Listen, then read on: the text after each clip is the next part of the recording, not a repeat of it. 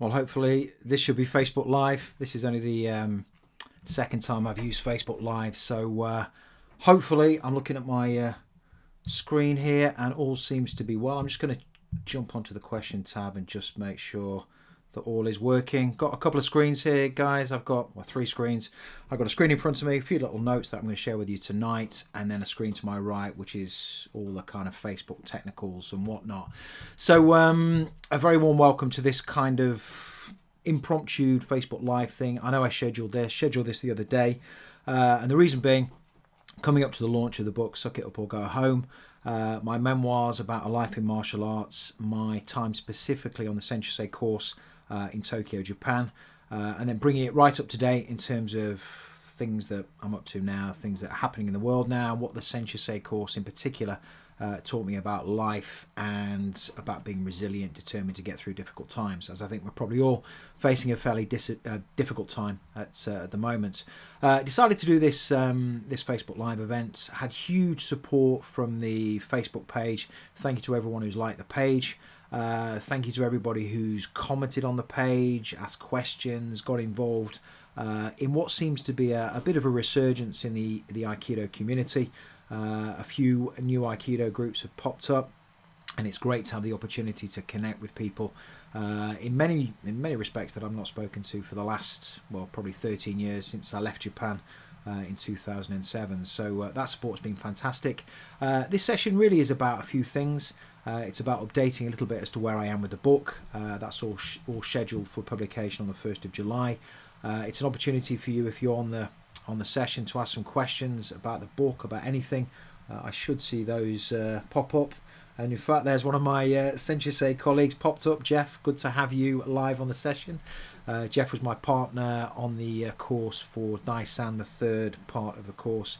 And if you get the book, you read about how Jeff and I worked together over what was, I think, the longest part of the course, about 5 months, I think Daisan was. In total. And then what I'm going to do is to share a few little excerpts from the book, 3 excerpts I've picked. The book is pretty long. It's 186,000 words, so pretty long. That's kind of 404, I think, pages of a standard book. And I've picked out 3 little excerpts for specific reasons tonight, just to read those out, to give you a flavour as to some of the things you can expect when the book comes out on the 1st of July. I've said some thank yous to people who've supported the page.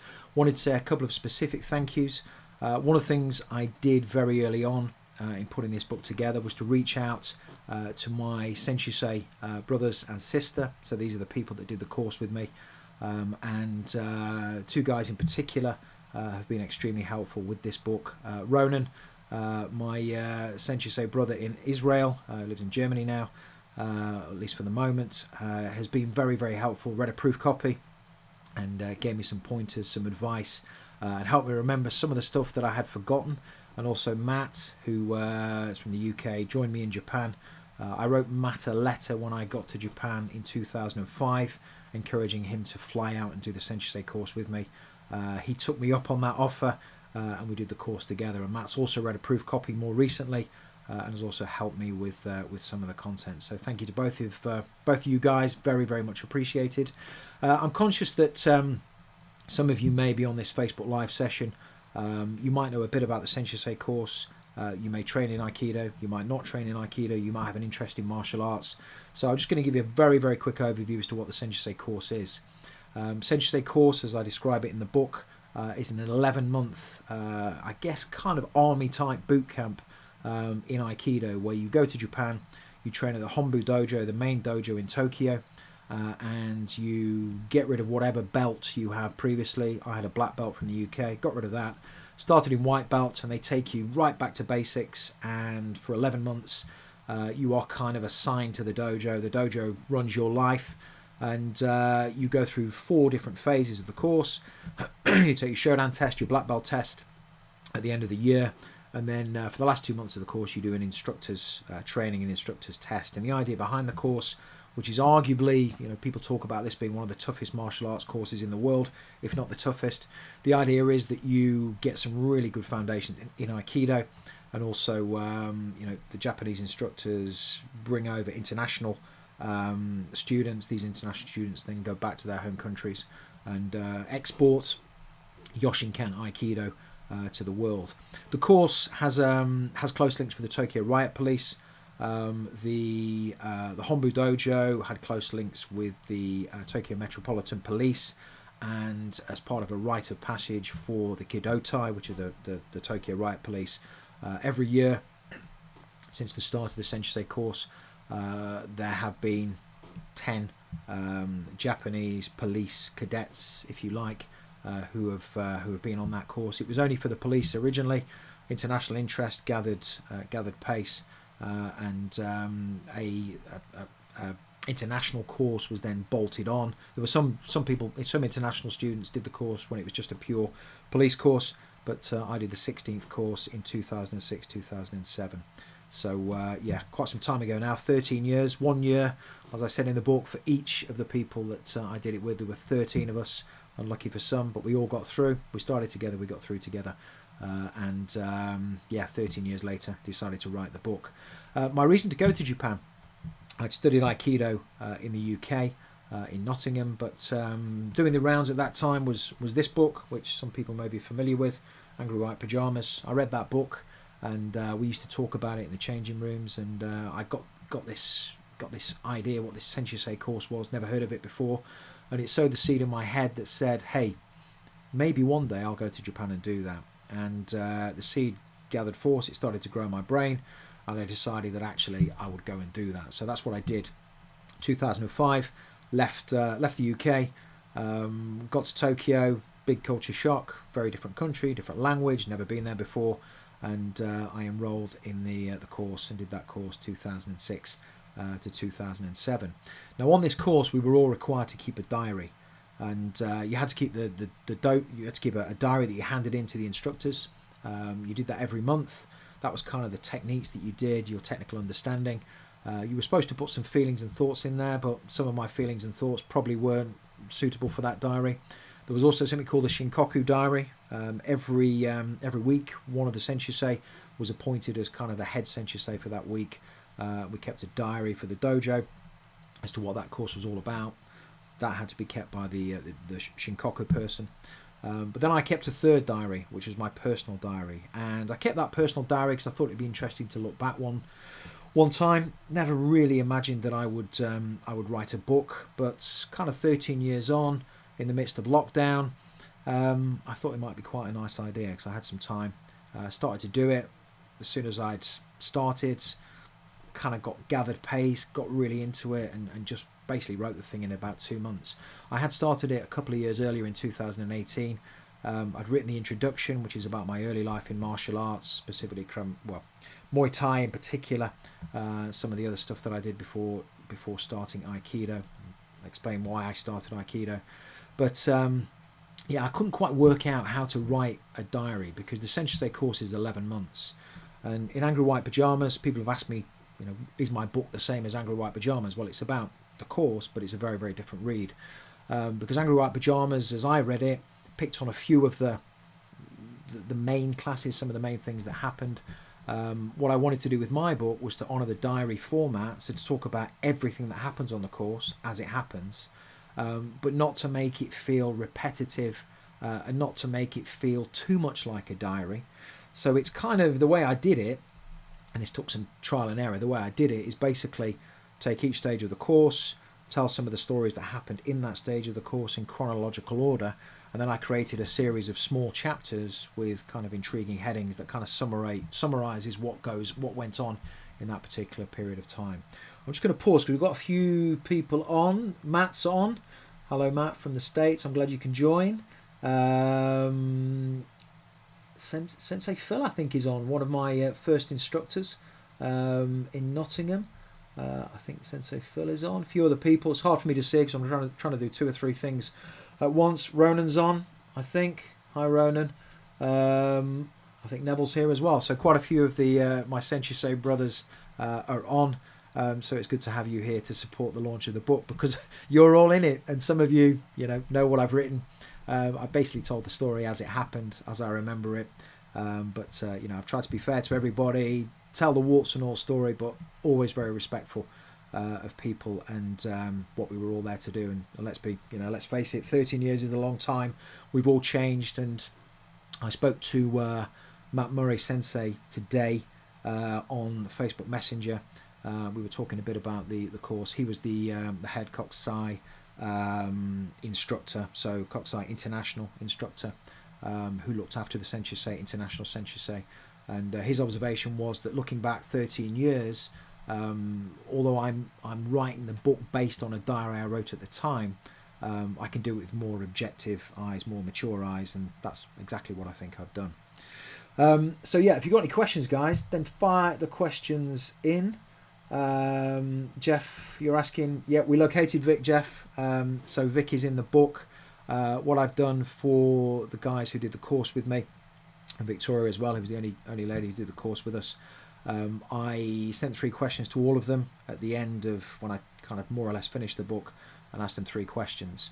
And those 3 questions now form an additional chapter called Where Are They Now? So I thought it'd be quite nice, all the characters in the book developed their stories as they went through the course, went through their various ups and downs, and then fast forwarded 13 years to find out what they're doing. Are they still doing Aikido?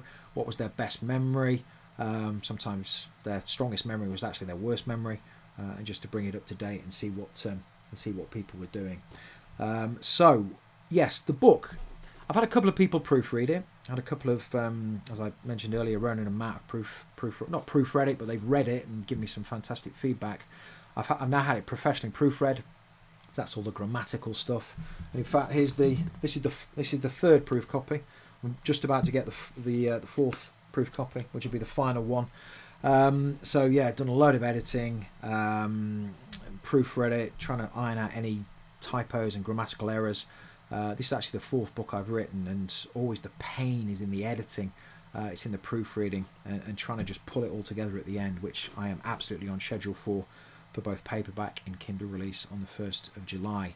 I gave the book to a couple of people that have nothing to do with martial arts because I was interested to see what they would think about it, because what you'll notice from the cover, and I picked this specifically, it's very obvious that this is about martial arts. I've got a black belt around my neck.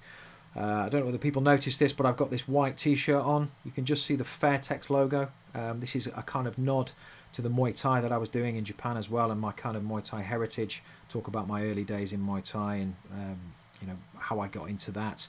So that's kind of a nod there. That's a little clue as to what's in the book.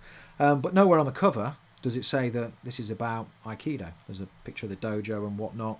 What it does say, though, is a true story about the courage to stand up, keep going, and never give in. And that's really what I wanted the book to be about. While it is set in a martial arts dojo, principally, or martial arts training halls, what the book is really about is about what it takes to go through something pretty difficult and to keep going when actually you don't want to get up at 5:20 in the morning or sometimes earlier and go and train for 4 hours, but you've got to do it, and how you get through that and what that teaches you about what you're potentially capable of. Because if you push by other people to be a better version of yourself, well, you're probably going to be a better version of yourself at the end, and you're certainly going to push harder than you would perhaps if you just try to do things on your own. So my takeaway and kind of my message throughout the book is the fact that this really was I call it the defining moment of my life, completing the Senshusei course. And even though I no longer practice Aikido, I still do martial arts, but I don't practice Aikido. I explain why in the book. The fact that I got through this course has taught me so much about what I can do and what I'm capable of doing. And having interviewed my comrades on the course, majority of them had a similar experience. I think that actually, yes, they learnt Aikido in Japan, but actually it was much more than that. It was a much deeper thing. So this book really operates on a number of levels. Draw's just popped in. Hi, Draw. You're in the room as well. Draw, one of my Senshusei comrades as well. So yeah, the book really operates on 3 levels. It's a personal story of growing up. I got bullied at school. No great surprise there. Most people, I think, got bullied at school. But that bullying and one of the people that bullied me, and the fact that they were into martial arts, and it wasn't just this person that bullied me, there were other people, but there was this one guy at my school that was into martial arts. People kind of respected him, they feared him, and I thought, I quite like a bit of that. particularly having been bullied. So that kind of sent me on this martial arts journey. So that was the catalyst to get into martial arts. So it's a personal story about getting bullied. There's nothing special about. I'm not unique in getting bullied. A lot of people get bullied, but it did send me on a road to kind of explore what martial arts was all about. Started in Kung Fu, ended up doing Muay Thai, having nearly been knocked out, and then took Muay Thai to a really high level under two fantastic instructors, Crew Tony Moore in Manchester and Master Lek, originally from Thailand, but was living in Nottingham at the time, and did that for 25 years. That was kind of my foundation in martial arts. Got into Aikido, and influenced by a number of different people who I'll introduce in the book, but ultimately went to Japan, did the course. So the lion's share of the book really is about the course, and as I said earlier, not in a repetitive, I can never say that word, not in a repetition way, repetitive way, there's the word, but kind of honouring each stage of the course in quite some detail by bringing out quite a lot of funny stories of stuff that happened. We had some great characters in our year, the daily twists and turns in these short chapters that are designed to lead you through the course, so you experience the course as if you were there. And some of you, of course, on the line tonight were there, so it'll be a trip down memory lane. But that's what I've tried to do. But then, as I said just a moment ago, it really is a story of personal growth, and the fact that it opened my eyes to what is possible. True story about the courage to stand up, keep going, and never give in.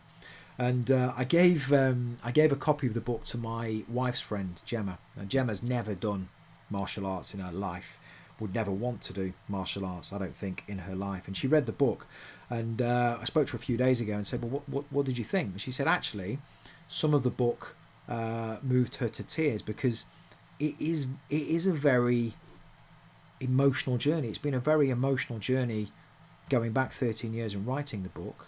And actually, that period of time, when you push yourself to the limit, you see your vulnerabilities, and it is a very emotional thing.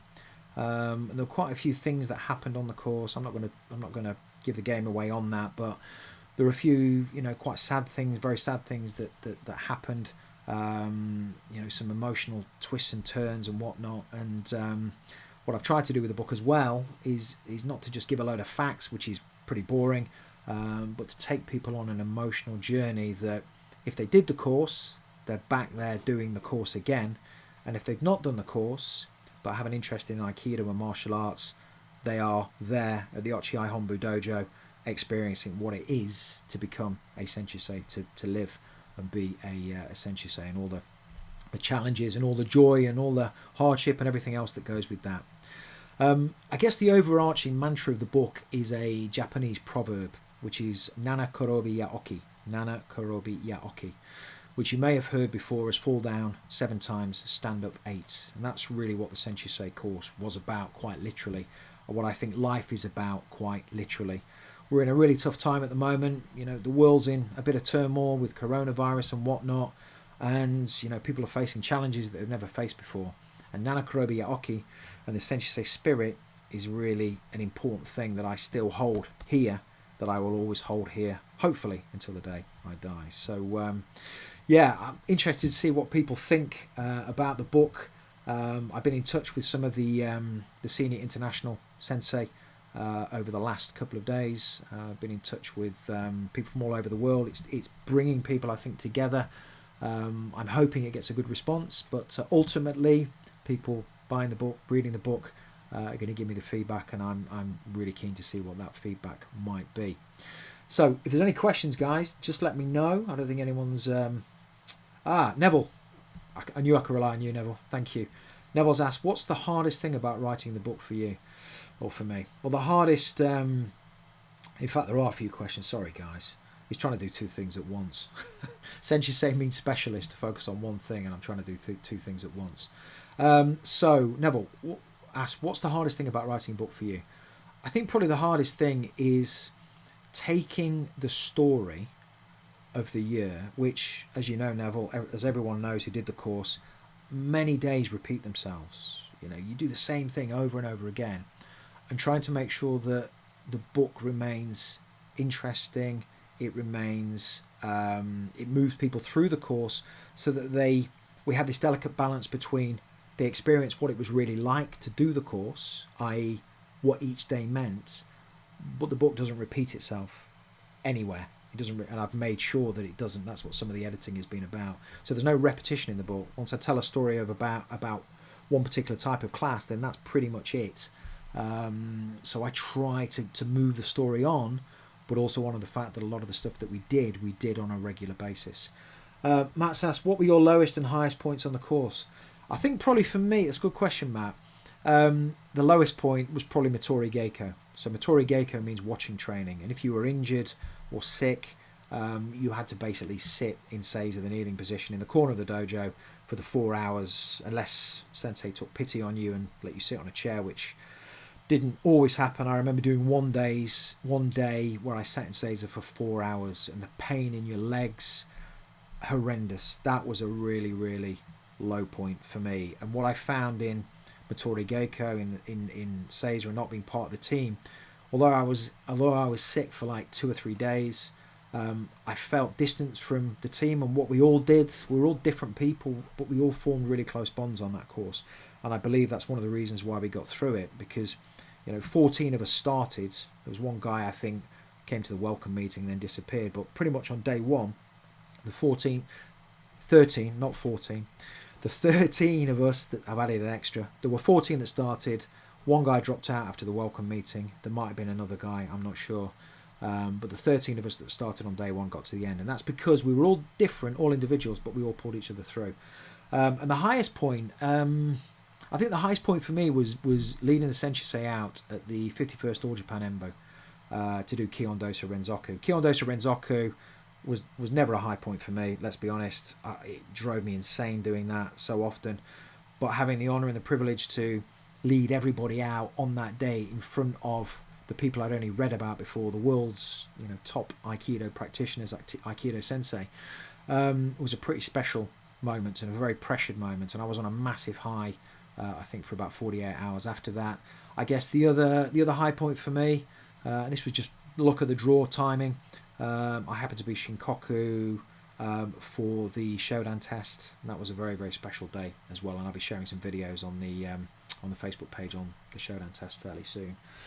Well, Ronan, you've asked me the tough question. What's the funniest thing you remember from the course? Oh my word. And I know that there are so many funny stories in this book that it is really, really hard to pick one. I think, and in fact, I'm going to read a little excerpt from one of the funniest things, and this is the story of Matt's home operating theatre, which sounds a bit sick, but it was very, very funny at the time. So I'll read that in a minute. That was a really, really funny highlight. But as you know, guys, those of you who proofread it, those of you who were there, there's a lot of funny stories in there. Hi Laura, some family friends coming in. Hi Laura, looking forward to the paperback book coming out. It's all set. Matt, I'm not going to answer that question. What's the secret to a strong Shinkoku? Anyway, let's move on. Okay, so what I promised to do, and sorry if I've missed a couple of questions, there's quite a lot of questions coming in, and there's only me here on the call. Conscious of time, and I want to get this done in about half an hour. I'll probably do another one. In fact, I'm definitely going to do another one before we launch. But what I wanted to do was to read 3 stories about 3 excerpts from the book, and I'm going to read these excerpts from the book. And these are 3 kind of important things that happened, and I'm going to explain why. And the first one is about Chino Sensei. So Chino Sensei was probably our main teacher on the course.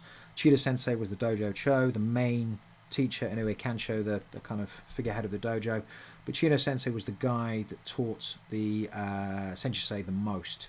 And we had the end-of-year party. Had an end-of-year party on the 23rd of December 2006. And our job as Senshusei was to make sure that we set up the dojo, the training hall, to entertain the sensei. This involved a lot of drinking, some eating, and we had to make sure that the sensei were happy at all times. So we started the party. We realised pretty quickly that Chino Sensei, who was probably our main teacher, was missing. And we didn't know where he was, and we had to go and find him. So I'm going to read this excerpt now. Here we go. The party followed a similar pattern to the one we'd experienced for the opening ceremony. The sensei sat in Seiza behind a long table that was positioned in front of the showman. and our job, as usual, was to serve them drinks. All the Hombu heads were there. The names I'd read about in angry white pyjamas who had inspired me to travel halfway across the world were lined up in front of me. It was an amazing moment, and despite the continual hardships the course presented, I felt grateful for the experience. Chino Sensei was there, but disappeared soon after proceedings began. Our job was to attend to each and every sensei, and losing one wasn't good form. Where was Chino? Had he left already? We had to find him, and we had to find him fast. A party was sent out to search the dojo, high and low. It wasn't the easiest of missions, as certain places were off limits, including Kancho's office. After a little while, a rumour began to circulate that Chino had been found and didn't want to be disturbed. While all the other sensei enjoyed the food and drink and festivities, Chino Sensei sat alone in the kitchen watching old VHS videos of Kancho Gozo Shioda, his hero and mentor. This is the founder of Yoshinkan Aikido.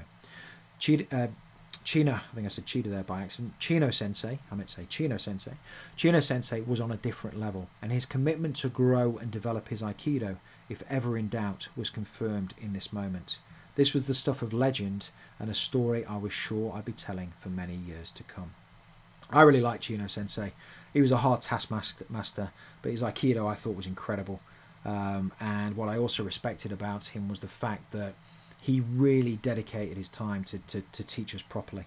Whereas some of the other teachers, to be honest, at the Hombu Dojo didn't really spend enough time with us, and that was a shame, and I talk a bit about that in the book. So I think the fact that while everyone was celebrating, this guy was so dedicated to his art, he was watching old VHS videos of the founder of Yoshinkan Aikido to polish his technique. Amazing.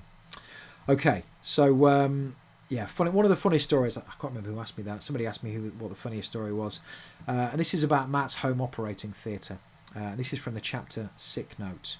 And one of the things we all feared on the course was being ill or injured, because that meant you were in Mitori Geiko and in Seiza doing the watching training. And sitting on your knees for 4 hours, that just caused more injury, so you really, really didn't want it. And this part of the book, I'd been ill. I think I'd got bronchitis or something, and I was out of action. And this is when I come back to the dojo because I wanted to train again. And Matt was also in the wars. We were all in the wars at some point. So here we go. By day 3, I was still not 100%, but as the tablets were working their magic, I decided I probably should put in an appearance. Arriving at the Hombu Dojo, I didn't know what to expect. I'd been away for only 48 hours, but it felt like a lifetime. There was no sign of the Sewanin, so I got changed into my dogi. Coming out of the locker room, I bumped into Malik, who asked how I was and told me I shouldn't train today. In the morning meeting, I formally requested Mitori Geiko, and, after it was over, asked Graham if I should sit in Seiza. Malik and Graham were the Sewanin, the kind of assistant instructors who sat between the sensei and us to basically look after us.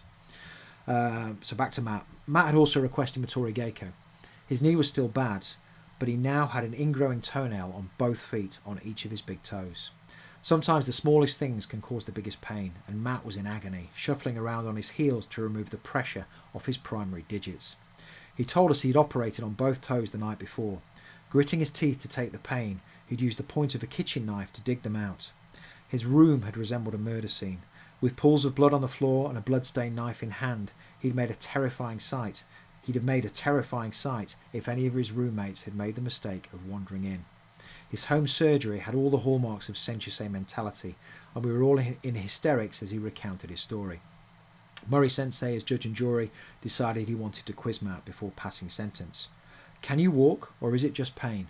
Matt could walk, albeit with huge discomfort, and responded, It hurts a lot, especially when I walk. Us. With that, Matt had sealed his own fate. Pain was of no consequence, and he'd inadvertently said he could walk. Any hopes he had of Mitori Geiko were dashed. Pain was the close friend of all Senshusei, and Matt, still hobbling, was thrown into the thick of it. So hopefully you like that little story, Matt. Trip down memory lane. That was all about Senshusei mentality. Pain was your friend. It had to be your friend on the course. And that's one example of quite a painful experience, but also a very funny experience that Matt went through, but we all kind of had a good laugh at as well. Let's see if there's a couple of questions here. Neville's asked, can you talk a bit about any instructors at the Hombu you got a lot from?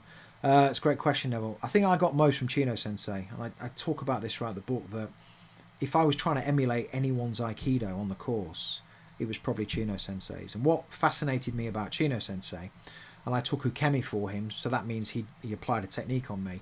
You know, this guy was probably about 55 kilos, older than me, probably about just over 5 foot tall, small guy.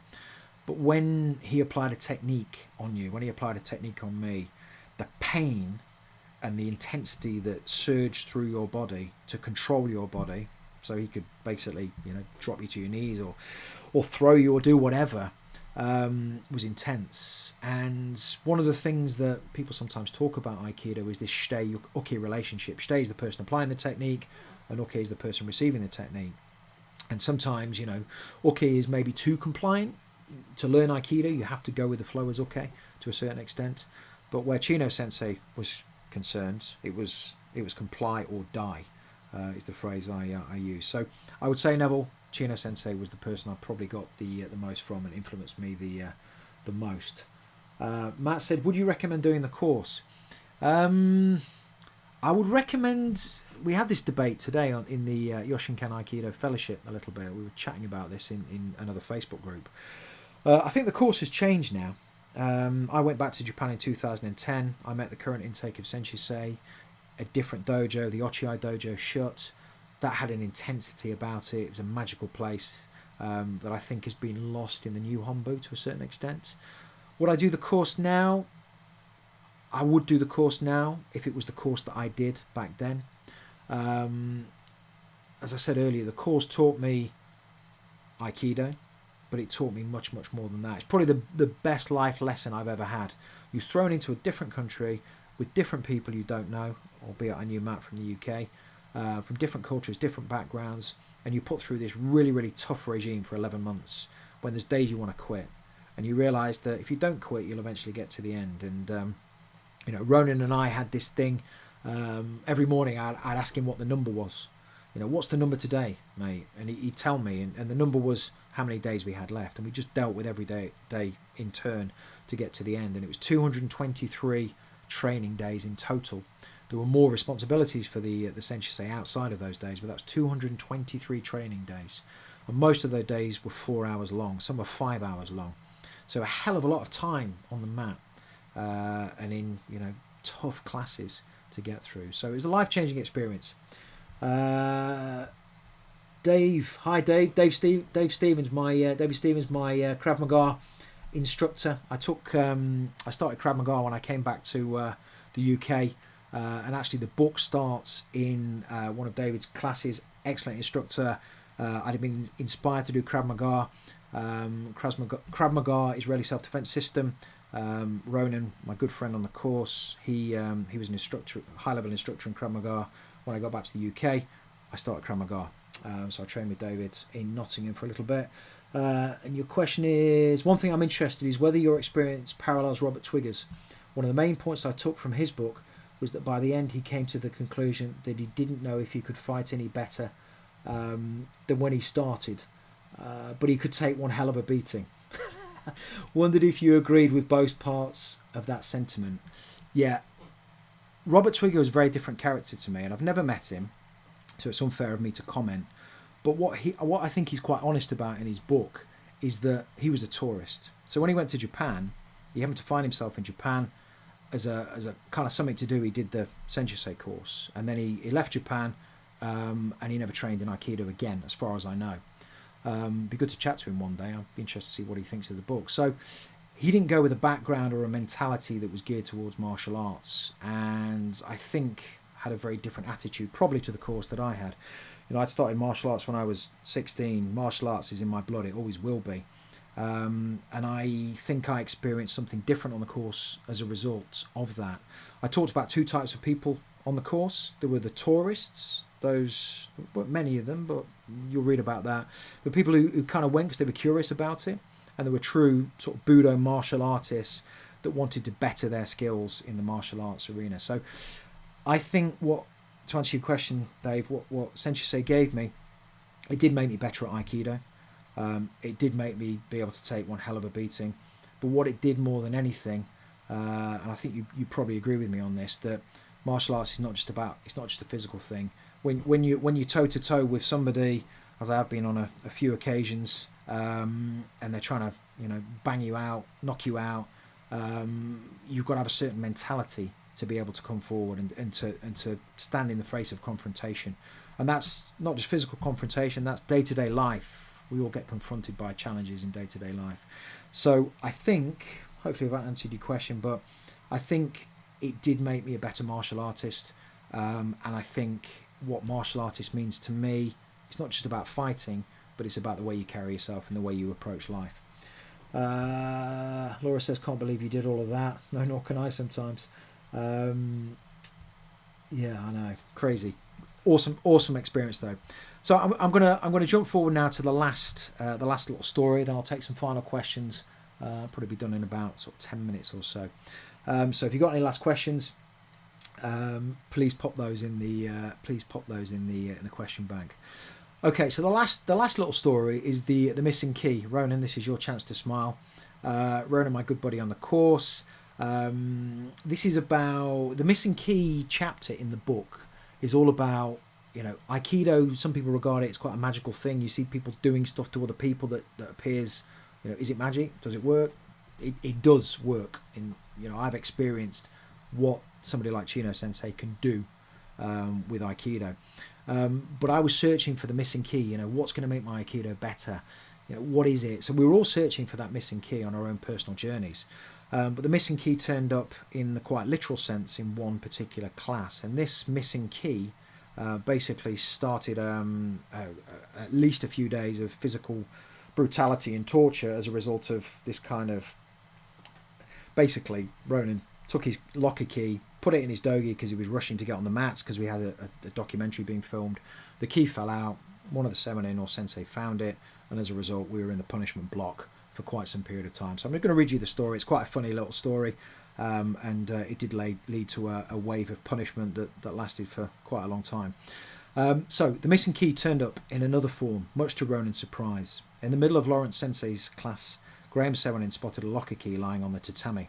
There were strict rules governing the use of locker keys. They had to be formally requested from the office each morning and then deposited back as soon as we were changed into our dogi and ready to start cleaning. We'd been rushed by the Sewenin. Robert from Fight Japan was back to film more of his documentary, and the Sewenin wanted us to look our best. With minutes until we were due in Seiza, we'd been told to change into fresh dogi. It was frantic in the locker room. A storm of dogi and belts flew about in all directions. In a similar scenario to Lloyd's Peanuts, another story there. Lloyd, you know all about that story. Ronan, in the hysteria, had forgotten to return his key and left it tucked inside his dogi. We'd practiced Ukemi back and forth, and the more flips we did, the more dislodged Ronan's key had become. With all the aerial acrobatics, it was only a matter of time. Ronan's key had fallen out, and his flouting of dojo rules set the tone for the rest of the class. Lawrence Sensei decided it would be a good idea to get the Sewenin to practice Jiawaza with each of us. This had all the makings of a bad idea. They probably had a few grievances they were keen to settle, and we most definitely did. And you have to read what happens next. And this was Robert. You may have seen some of the videos I posted on the Facebook page by Fight Japan. A guy called Robert Klein, really nice guy. He was in Japan. He was doing some documentaries on Japanese martial arts. He turned up at the Hombu Dojo. Him and I got on very, very well. He filmed a series of films, one on the Embu, one just a general kind of documentary, and he came back a couple of times to add to this documentary. So some of the stuff that I write about in the book you'll be able to see on camera. But then he did a profile on me, just on me, because he found out, which was completely breaching all the Aikido Hombu rules, he found out that I was also training Muay Thai at Fairtex and Brazilian Jiu-Jitsu, Axis Jiu-Jitsu in Tokyo. So I was doing 3 martial arts when technically you were only supposed to do 1, and Senshusei means specialist, but I was kind of multi-specialist, if you like. I was kind of into the MMA thing and wanted to learn as much as I can while I was there. So yeah, arguably it made things quite challenging. And this was Robert's second visit. His first visit to the dojo I talk about in the chapter called The Documentary. Victoria Vic, who did the course with us, in her Where Are They Now part of the book, right at the end, she remembered this, and she remembered that when the cameras were rolling, the punishments tended to be worse. And one of her memories, her long-lasting memories, is the first time Robert arrived. And in her words, she said, "It brought on one of the most grueling weeks of the entire 11-month course. The unwarranted torture was relentless and excruciating." There we go. So yeah, good times, good times. Okay, so have we got any questions? Thanks, David. Yeah, can't wait for you to read it. I'm going to obviously the chapter opens in one of your classes in September 2018. I think it was September the 11th, 2018. Opens in a Krav Maga class. It then goes back to my early years, getting bullied at school, all through my Muay Thai. How a chance kind of meeting got me into Aikido. The people that influenced me to do Aikido, people who influenced me to go to Japan. And then it comes back, fast forwards to the UK, it comes back to the UK, some of the stuff that I did when I got back, and then comes right up to date to some of the things that have happened very, very recently. So, Dave, I'll have to get a book across to you, either pop in if you guys are back training, or if not, get a copy out to you. But thanks for your support on this thing tonight. Matt, you've asked a great question. When was the last time you were in Seiza? So Seiza is the kneeling position. It's kind of the position kids sit in school, but you know, my kids can sit in it. I can't sit in it. Seiza is one of the most painful, most excruciating things you can ever do. And we had a weekly class called Zagaku. And Zagaku basically means to sit and learn. And we'd have to sit in this position while communicating what's called a hansei, a reflection, and a shukan, a habit. So something we reflected on, something we'd learnt in the week, and then a habit that we were doing to try and improve ourselves in the dojo. And we did this every week. And you know, the Zagaku, you'd sit in the Seiza position for sometimes 30-40 minutes, and the pain was excruciating. You know, people nearly passed out, people were crying. If you've never tried that position, I challenge anyone on this. In fact, I'm not going to challenge anyone in this call because I don't think you should do it. But if you sit in the kneeling position for any longer than about 10 minutes, then you'll know what I'm talking about. And we had a requirement at Senshusei that we had to be the fastest in the dojo. So even when we'd sat in Seiza for quite a long period of time, if we were performing at an embu or doing a test, on the call of the sensei, we'd have to jump to our feet. And I performed techniques, as all of us did, on legs that I couldn't even feel. And it was only, you jump up and you didn't know whether you were going to break your ankle or whatever else, or twist your knee. It was only if you actually managed to walk out the dojo at the end that you realised you hadn't broken your ankle on that particular occasion. But it was a crazy practice. But actually, did I get anything from it, Seiza? I'm not sure. I had a mixed relationship with Seiza, more bad than good, as I think probably most of us did. Okay, guys, I just want to say thank you very much to everybody who's joined me live. Thank you very much to everybody who's going to watch this back on the Facebook page. I wrote this book. I never planned to write the book, and I wrote this book and I realised what a powerful thing we all did together on that course, coming together on that course. What a powerful thing it was, and what a very special thing it was. And then in the wider context, you know, since I put myself out there now in the Aikido community again, having kind of been distant from it for a number of years, what an amazing community the Aikido community is, and also the wider martial arts community. Anyone who practices martial arts in my book, you know, there's something special about martial arts, and anyone that practices martial arts, you know, we're all trying to find our own way, doing different things, but trying to get to the same goal. And there's something very special about that. So I'm really grateful to all of the support on this Facebook page. The book is now about ready for paperback publication. I just got the Kindle version today. So 1st of July, that book will be coming out. And this book, not that book, this book will be coming out without the proof bit on the top. And I hope you really all enjoy the read, and stepping back 13 years on a very memorable, life-changing and enriching year. So thanks a lot, everybody. I'm going to stop the Facebook Live now. I'll do another one probably in a week's time, just before the launch, and hopefully get to talk to you all again soon. Thanks very much.